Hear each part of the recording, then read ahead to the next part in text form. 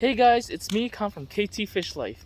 Thanks for joining me again, guys. This week, I have a very special present for you guys, and it's going to be a 3-part series of my fish room expansion.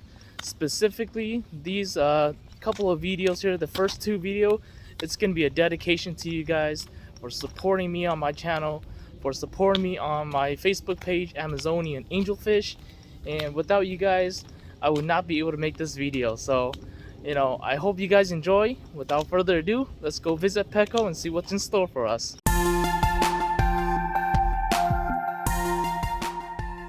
Alright guys, we're going to Petco right now, grabbing the 2 75-gallon tanks. Guys, we're coming out with my 2 75-gallon tanks here.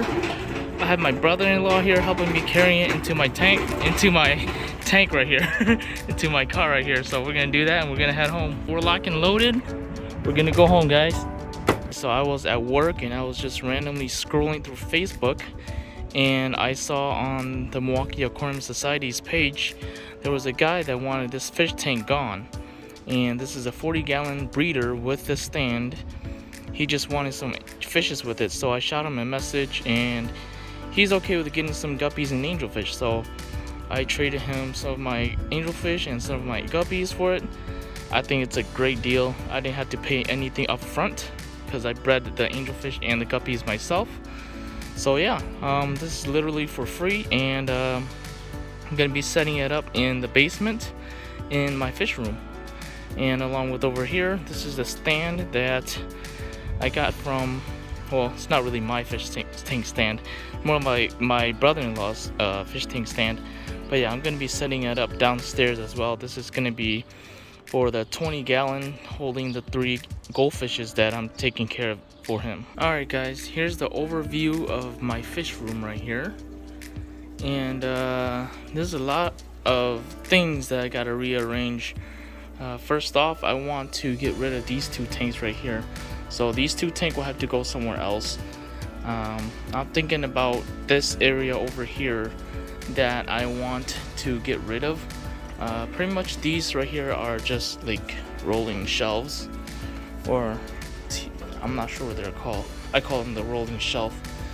I got these off of Home Goods, really good deal. I think they look really nice. They get that rustic look. But I want to get rid of my wife's shoe area, and I want to get rid of that shelving system over there too. So I think right here, I'm gonna put the 40-gallon breeders right here. I'm gonna also put the 65-gallon breeder, not the breeder, but the 65-gallon over here as well.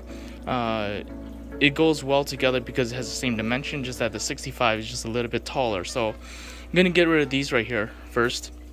The thing with my dilemma is that I don't have any tank space to put the koi angelfish in there, because up here is where the koi angelfish are located. It's up in my living room, and I want to take this whole system downstairs.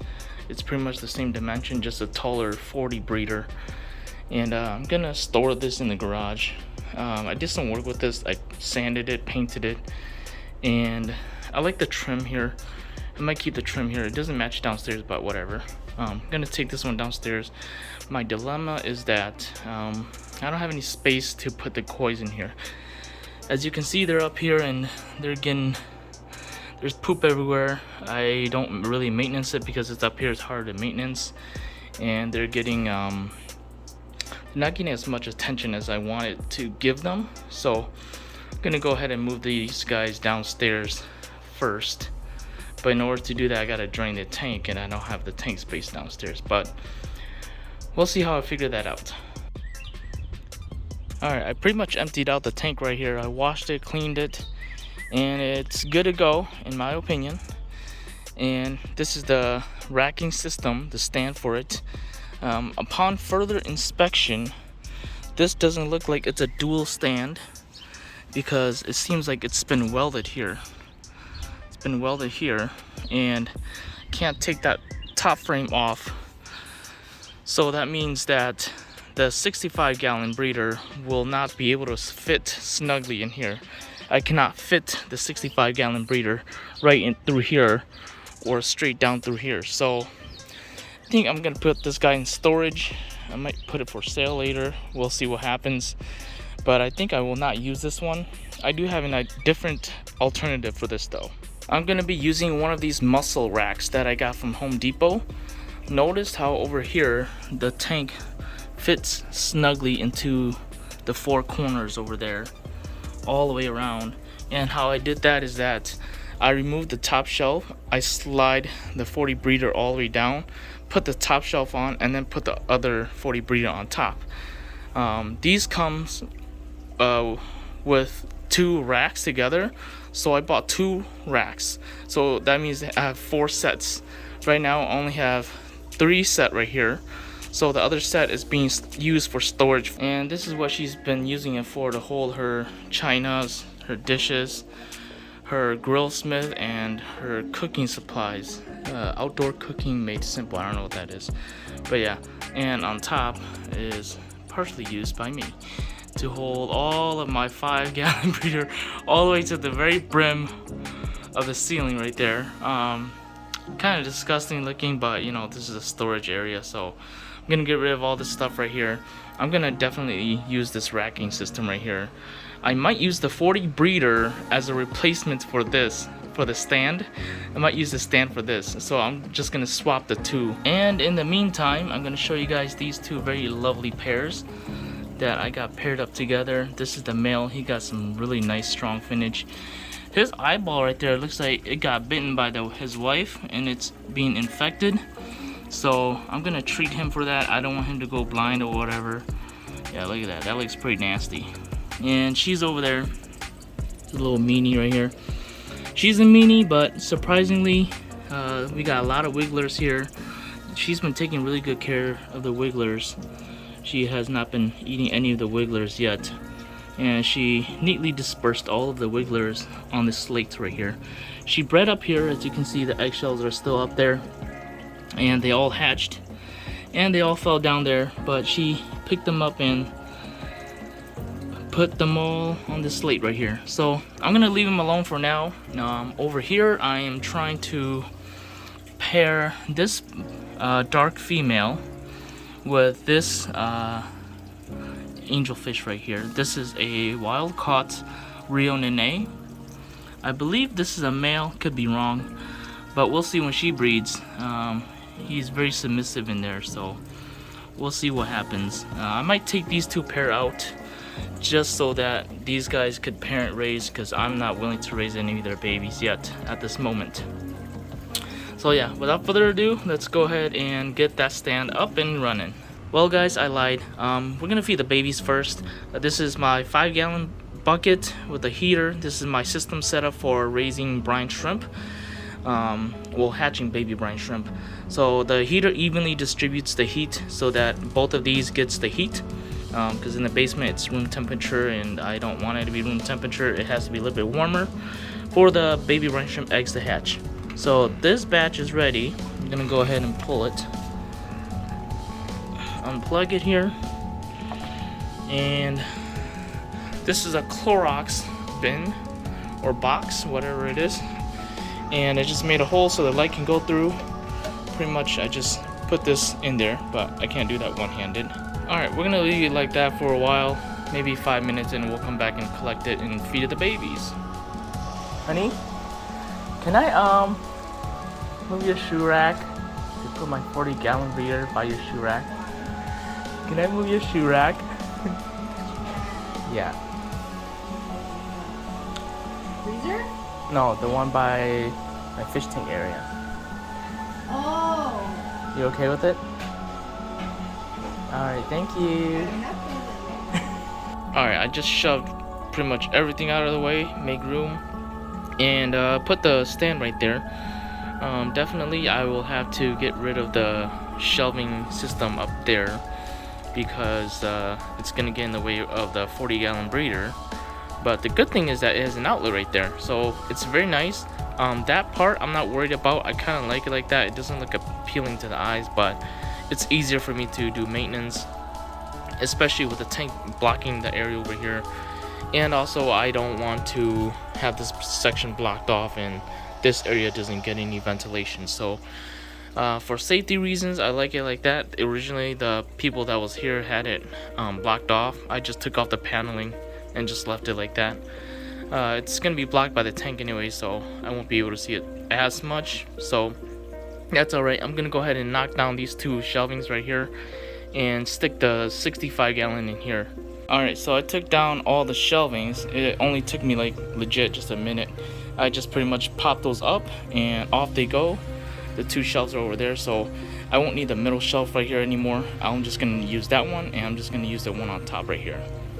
And now for the hard part, I'm gonna have to empty the 65 gallon and find a way to house the koi angelfish. I don't think I'm gonna be putting them in here anywhere, so I think I'm gonna put them in a little bucket. But first, before doing that, looks like the brine shrimp are ready. I'm gonna go ahead and collect the brine shrimp, baby brine shrimp, and feed it to my babies. Alright guys, here are my babies. They're in a 40-gallon breeder. There's some over there, and there's some over there. I'm gonna go ahead and feed a little bit to some of these guys right here. And here we go. This is the baby brine shrimp that I collected. I'm just gonna do very little bit in here.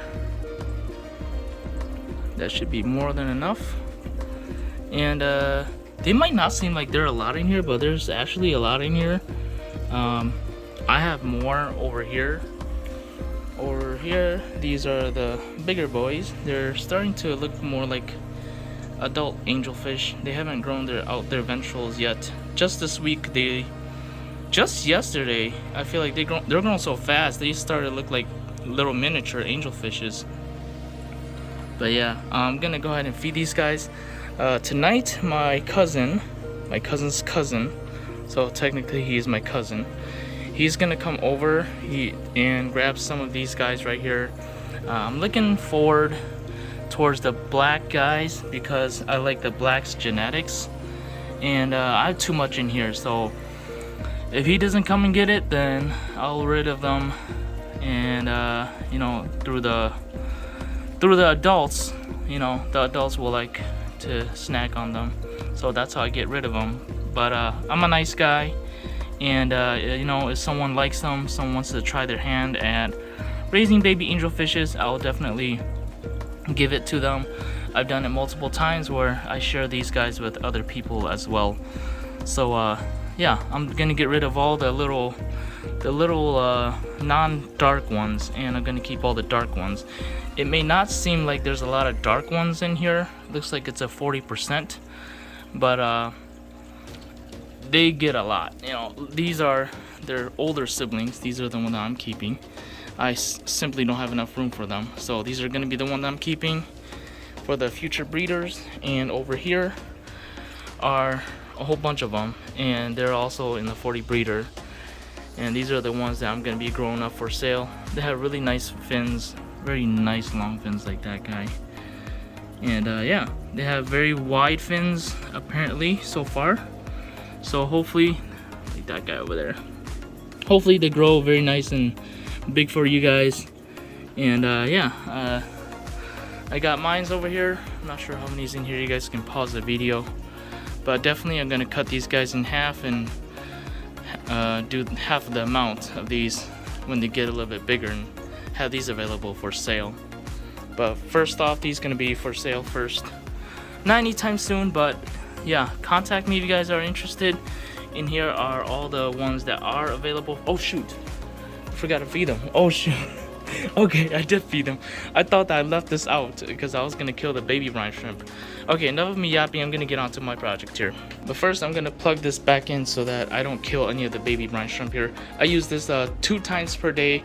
It seems like I got all of it already, but some of the eggs are not hatched yet, so I'm gonna give the eggs time to hatch. And I use it for the evening feeding as well. I've rid of all the junk on top of the tank here, so that's good. And after this, I'm gonna go ahead and vacuum all the poop right here. And then I think after that, I'm gonna collect the fishes. I think that's what I'm gonna do. Alright guys, so I guess I went back downstairs and decided to get Betsy, get Tweety, get Belle, and get whatever the name that is. Anyways, back in my days, I used to have these guys with me and help me with my water change. But now, I have the old python here, so you know we used to use the muscles just to do water change. But yeah, I'm gonna be putting them water right here, down here, into these buckets right here and carry them downstairs.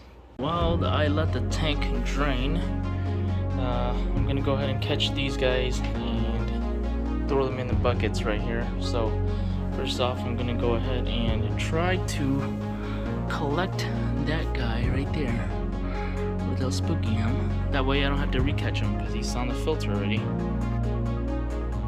Alright, now that they're all spooked out, I'm gonna go ahead and catch all the kois and throw them in the bucket. Now there's less water, so it'll be easier for me to catch them. See? It's super nice. Down in there they go. There we go. Try to catch two of these guys at the same time. See if I can do that one-handed. Oh.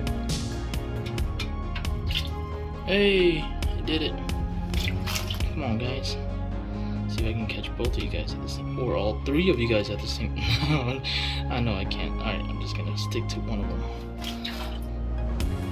Okay, I gotcha.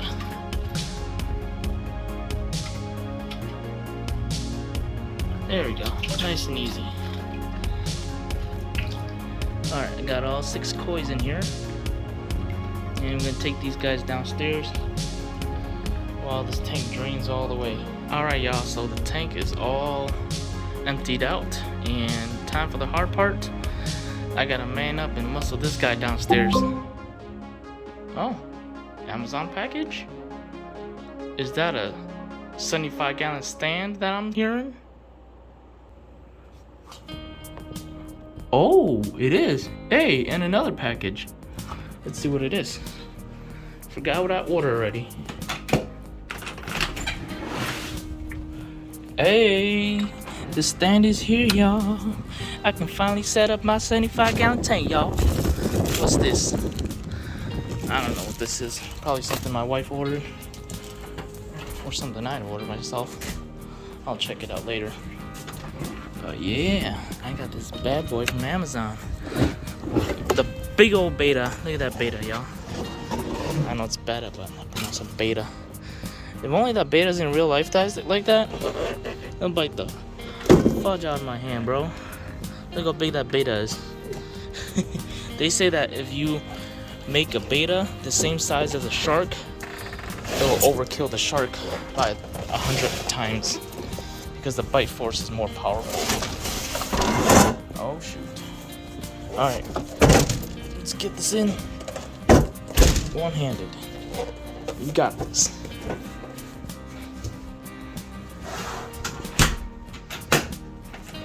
Alright, now that's a good warm-up. Let's get this bad boy downstairs. Alright guys, so I thought I was able to do it, but I couldn't. So I had my brother-in-law help me move it in, mainly because I can carry it, but I can't lift it all the way up and then down over again. I tried doing that, but it didn't work out. These are the tanks, water from upstairs. I'm gonna go ahead and pour them all back into here. And you know, the main reason why I'm doing this is that it's not because of the beneficial bacteria that's in the water column. If anybody tells you that there's no beneficial bacteria in the water column, they're capping, because there is 1%, okay? There's ick in there. There's a whole bunch of diseases in there. You know, that's the natural flora of the water that's in there. There's some beneficial bacteria in the water. And you know, I want to get everything in there. I don't want to restart up a tank. Even if you do, there will always be those natural bacterias and pathogens that's in the water. So if the fish are healthy, they're not affected by the pathogens. So that's one of the main reasons why I'm doing this. I have 3 of these gallons right here, 3 5-gallons, so that's 15 gallon, and I have a little bit extra from this tank right here. So what I'm going to do after I put the braces back on, no, I'm gonna do that last. I'm gonna throw the water in there, give it a good scrub first, and then throw the water in there. just because there's some algae in there that, like right there, that I don't like, and I see it. So what's gonna happen is I'm gonna replicate this so that it seems like it's a water change for the angelfishes, so that it doesn't seem like, oh, they're going in here with all new water from the faucet, and in here is like chlorine. There's the chlorine bubbles that will definitely destroy the fish's slime coat. So what I'm gonna do is I'm gonna put the 15 gallons in here. So the 15 gallon would be 1/4 of this fish tank right here, and then I'm gonna fill it up halfway to there. Reason is because it replicates a 50% water change, and it's not stressful for the fish compared to putting all new water in there, throwing the fishes in there, and the water condition is totally different. Water parameter is totally different. It's a start to a whole new cycle, and I don't want that to happen. I'm just trying to replicate a huge water change, which is the 50% water change I do every weekly. So these guys will not be shocked about the water change. And a couple days later, I will just top off so that it goes up, so it replicates another 50% water changes for the fish, so that they do not die in the process. So that's my process of doing movements of fish tank, and you guys might have different steps that you guys do, but this is how I do. I've been doing this for a long time, and it worked for me. No fish has died in the process of moving fish tanks. So yeah, slowly but surely, so that you don't shock the fishes. And the sponge filter is being submerged. All the beneficial bacteria is still there in the sponge filter, so everything will be good. All right, y'all, it's looking good so far. The koi's are safely back into their home, and nothing has changed for them, just besides a little bit of stress of being netted and being thrown back in here. But everything is still the same, and I'm gonna go ahead and fill it up with the water. So it seems like it's just a regular water change. So like I said, 4%, sorry, 1/4, and then it's gonna be half.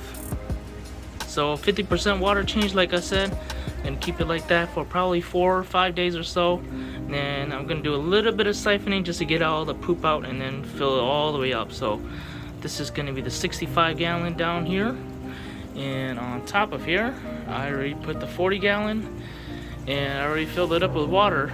So let the water sit. I'm not in a hurry to use this tank yet, just let it age. I'm still gonna dechlorinate it because there's heavy metals in there, or who knows what's in there. So chloramine or whatever. So I'm gonna dechlorinate it later, right before I add in fish. So right now it's gonna be sitting there for now.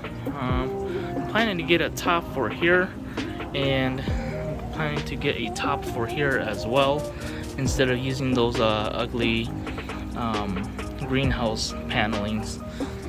This one does have some glass, but it's more like halfway, so I'll figure something out. Right now we're gonna work on the 75. Those are the leftover bits of this part right here, so I'm gonna get rid of that soon. Right now I'm gonna go ahead and drain these two tanks and set up the 75 here. So alright guys, that concludes the first part of this video here, and I hope you guys enjoyed the video. I hope you guys enjoy my take my tips, and you know, stay tuned again. Sometimes this week I'll be posting up another video of the part 2 series here, so stay tuned guys.